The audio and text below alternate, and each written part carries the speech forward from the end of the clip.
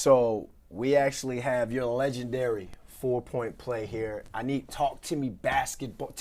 Everything that was going through LJ's mind. Break this thing down for us. I'll hit play here and we can stop and start. Anything you need, just go ahead, hit stop, start, pause, rewind, whatever you need. Take us through this legendary play. I've only done this about 1,500, 2,000 times. That's all right. Well, all right. Well, then, you know what? Well, then on your 200th and yes. Give us something I new. can go right back to this play, man. I'm the biggest guy on the floors, but we got all our shooters in, and it's set up. First option is Allen Houston, and second option is Sprewell. And we got a quarterback, a former quarterback throwing the ball inbounds, Heisman Trophy winner. Charlie Ward. And people don't understand, this was a great catch by me. I hate to do that to myself, but that was a great catch because that ball was tipped. You're tight end, man. And when I get, that's what Charlie used to say. But when, see Allen kind of breaks open a little bit there? Yep. Let me run that back a little Yeah. I saw Allen breaking over, but I had this same play in college, and I passed it, and we lost the game. So I was not about to pass this ball to Allen Houston. I was shooting this ball as soon as I got it. Before we walked out the huddle, that's my guy Chris Child, then I realized I have a free throw to shoot. Okay. But before we walked out the huddle, when Jeff drew up the play, I knew I was getting the ball. Okay.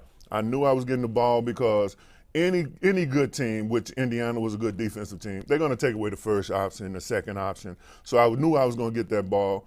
I said 2 mediocre picks. Picks wasn't good at all, but I knew I was getting that ball. Marcus Camby grabbed me and told me, man, you getting this ball. Yeah. You getting this ball because, they're saying playing Indiana, which is a pretty good defensive team, take away the first option and the second option. So I had in my mind I'm getting this ball. When Chris Child stopped me, this is the worst free throw I've ever shot in my life, bro. Looking like Mitch Ross. Listen, the crowd made this free throw go in. I'm taking too long right here. Nervous as heck, taking too long, and I just chunked it at the rim, bro.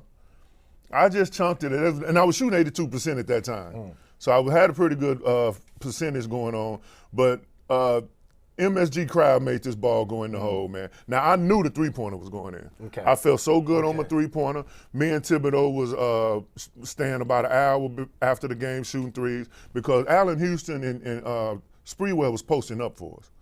Those are big guards, and so we would post them up, and I don't have to be on the perimeter. So I knew I had to hit three-pointers this series to be effective. So me and Thibodeau was staying about an hour after every practice just shooting threes. So I had confidence in the threes. That was the worst free throw shot I've ever shot in my life, bro. I'm telling you, man, I just threw that thing. It was like it was Papa shot. It was David Busters. And like I said, I was David Buster. I would shoot 82% at that time, so I was shooting it pretty good, but yeah, there was a lot of heat on that, man. When you go back, I know you've watched this play thousands of times. You've had to talk about it, but I mean, we're retired gladiators. Me in the football space, you in the basketball space. What hits your head when you think about it? What's the first thing that comes to your mind every time you see that play? It was the confidence I had, man. It was the confidence, and I tell anybody all the time, practice make perfect. You're gonna have a lot of confidence. There's no reason to be nervous if you practice, if you worked hard at it. So, again, I was so prepared for this series. I mean, I think that was my 28th point, and I think we beat them in 6. Maybe 4 of those games I had 20 plus. So I was just so prepared for that game. And then I give Tib all the credit because I made my money down low. I consider myself being in that paint power forward. Yep.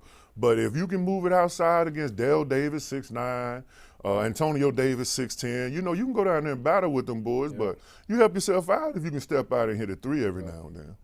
Was that you knew you're a New York legend moment? Because to me, growing up in Virginia, you're a Charlotte Hornet to me, man. I know I'm going to catch a lot of heat. Yeah, Alonzo Mourning is from the 757. I'm a 757 guy. Okay, well, he's not he's not a Charlotte Hornet guy. You two were, that was Zoe, like any NBA Jam. I know everyone in here is nice and young. No, that's true. NBA Jam, it was you and Zoe on there, and y'all were, he's heating up. Yes, You know what I'm talking about there. So exactly.